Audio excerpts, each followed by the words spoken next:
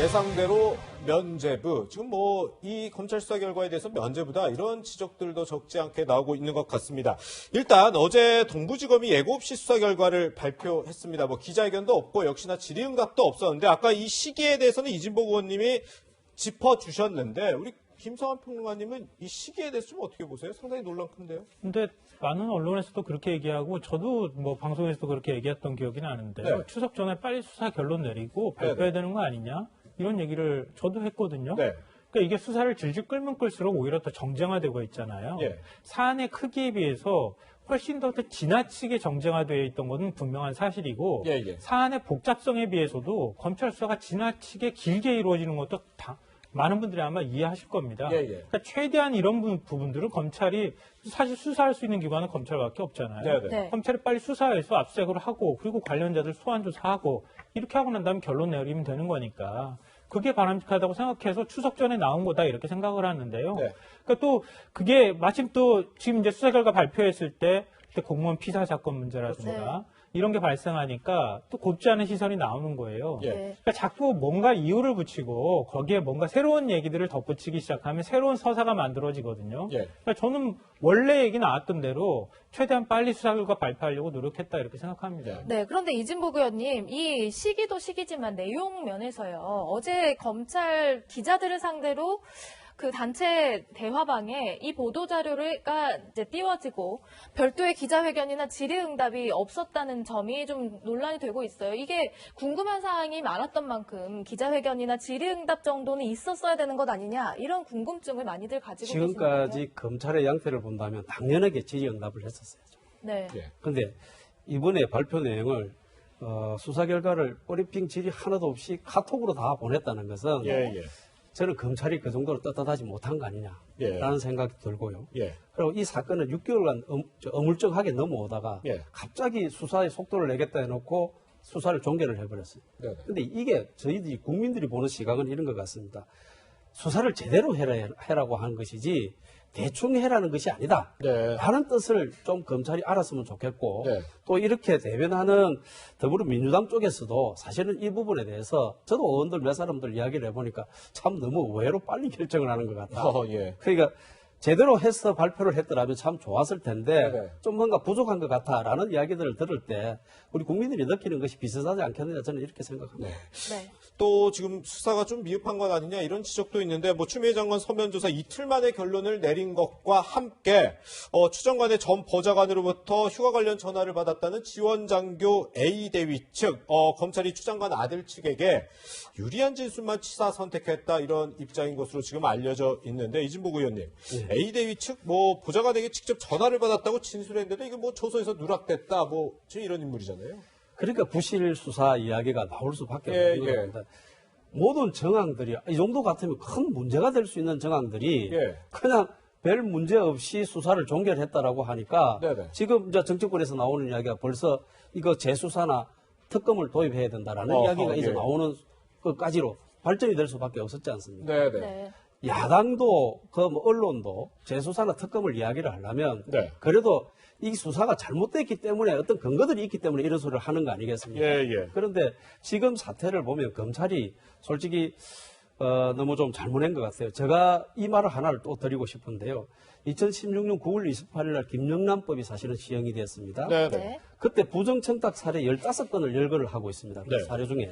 근데 그 중에 11번째가 병력 관련한 부정청탁에 관한 내용을 담고 있어요. 예, 예. 병력 판정이나 검사, 그리고 부대 배속이나 보직 변경 등 이런 병력 관련 모든 업무에 관해서 전반적인 것을 다 열거를 하고 있습니다. 네. 사실은 이런 그 김영란법에 관한 것도 검찰이 한번 들여다볼 수 있었어야 되는데 이런 걸 예. 진짜 들여다봤는지 참 묻지 않을 수가 없는 것들이에요. 그래서 예, 예. 제가 봐도 수사를 이렇게 하면 안 되는데라는 생각이 들 정도로 조금 수사에 문제가 있는 것 같다라는 말씀을 드리고 싶습니다. 네, 그런데 이 A대위가 본인의 진술이 뭐 좀 누락됐다 이런 주장과 함께 3년 전 쓰던 휴대전화에서 관련 증거들을 찾아서 좀 다시 제출하려고 했지만 검찰이 이를 증거에서 누락했다라는 이제 주장도 했어요. 물론 A대위의 지금의 주장이긴 합니다만 이런 점들 사실 진실규명의 중요한 부분인데 검찰에서 빠뜨린 거 이 부분은 좀 석연치 않다는 지적도 나오거든요. 우리가 마시는 사회적 공기가 굉장히 중요하다 이런 말들도 하는데요. 네. 이미 유죄 판단을 다 하고 난 다음에 왜 유죄로 지금 기소 안 했어? 라고 자꾸 추궁하면서 물어보는 듯한 느낌을 제가 받게 되는데요. 그러니까 지금 A 대위가 휴대전화를 뒤늦게 찾았다고 하는 거, 2017년에 사용했던 휴대전화 찾은 거요. 네. 그러니까 애초에 좀 더 열심히 찾았더라면 검찰에 미리 제출할 수 있었을 텐데 이런 아쉬움이 첫째로 남고요. 둘째로는 지난 12일에 뒤늦게 이 휴대전화를 찾았다는 거 아닙니까? 그래서 19일 날 검찰한테 제출했다 그래요. 근데 뒤늦게 찾았으면은 이 휴대전화 바로 검찰한테 제출하면 되잖아요. 네. 근데 제출하지 않았어요. 제출하지 않고 사설 디지털 포렌식 업체에 디지털 포렌식을 맡깁니다. 그리고 거기에서 일정 부분 자료를 추출해서 검찰에 같이 제출합니다. 검찰 입장에서 그럼 뭐라고 생각하겠습니까? 아마 제가 검사 입장이라면 뭐라고 생각했을지 제가 한번 생각해 봤거든요. 네. 이 사람 뭐지? 왜 제출하라고 그럴 때 제출 안 하고 그때 휴대전화 없다고 얘기했다가 왜 지금 이렇게 해가지고 제출하고 있지? 그리고 왜 사설 디지털 포렌식 업체에다 맡기지? 우리한테 제출했으면 바로 우리가 디지털 포렌식해서 다 판단할 수 있을 텐데 예. 그럼 그 사람이 무슨 뭔가의 의도를 갖고 있다고 판단할 수 있지 않겠습니까? 예. 그러니까 거기서부터 문제가 발생하는 거예요. 그래서 그 대위와 관련되어 있는 사람들을 뭐 압수수색했다 어쩌다 이런 얘기가 지금 나오는 것인데요. 네. 쉽게 갈 수 있고 아주 명징하고 명백하게 갈 수 있는 길을 애둘러서 이렇게 간 이유가 뭘까에 대해서 검사는 당연히 의심할 수밖에 없는 상황이었다라고 네. 생각하고요. 예, 예. 그리고 하나 더 추미애 법무부 장관 서면 조사했다는 말씀. 예. 이전에 서면 조사한 전례 없나요? 제가 알기로도 박근혜 정부 시절에 고위공직자들 서면 조사했던 경우도 상당히 많이 있었던 것으로 알고 있고요. 그리고 법무부가 대검과 협의해서 인권보호를 위한 수사관행 개선 방안이라고 발표를 했습니다. 그러니까 참고인의 경우에는 조사 방식을 본인이 선택할 수도 있고 서면 조사할 수도 있다. 네네. 이런 내용이 거기에 나오기도 합니다. 네, 예. 의원님. 방금 말씀을 좀 주셨는데 저는 그 AD에 대해서 우리가 조금 이해를 해줘야 될 거라고 봅니다. 보통 사람이 검찰에 가서 진술하는 것이 쉽지가 않습니다. 아마 이런 검찰의 첫 번째 조사를 받고 나서 좀 더 정확한 진술을 하고 싶은 내용들을 정리를 하는 과정 중에서 이걸 발견한 것 같습니다. 예. 그렇기 때문에 이런 내용을 검찰이 알았다면 지금이라도 받아서 재수사를 할 수 있는 어떤 근거로 사용할 수 있다면 저는 사용을 해야 된다고 봅니다. 예. 그리고 지금 추가로 ADA가 제출했다고 하는 내용들도요. 네. 이게 이번 사안의 물줄기를 바꿀 만한 엄청난 증거라고 보기도 어려워요. 그래요? 예를 들면 25일 날 당직사병이 지금 미복귀했다고 얘기가 나왔던 날이잖아요. 그때 추 장관 당시 이제 보좌관이 A 대위한테 전화를 한다는 겁니다. 휴가 연장 안 됐어요? 이렇게 물어본 거예요. 아니 이전에 휴가 연장 해주고 구두 명령 내리셨잖아요. 그거 어떻게 된 겁니까? 라고 문의를 했다는 거예요. 예, 예. 이게 왜 이 사건이 뭔가 크게 달라질 만한 그런 증거는 또 아니잖아요. 근데 그거에 대해서 왜 제출한 게 이게 지금 문제가 이렇게 되는지 그 부분에 대해서도 저는 좀 납득이 안 됩니다. 네. 이번 이 검찰 수사에 대한 여러 시각들 저희가 전해드리고 있는데 이 검찰 수사 라인에 대해서도 좀 간단히 짚어보겠습니다. 이진복 의원님.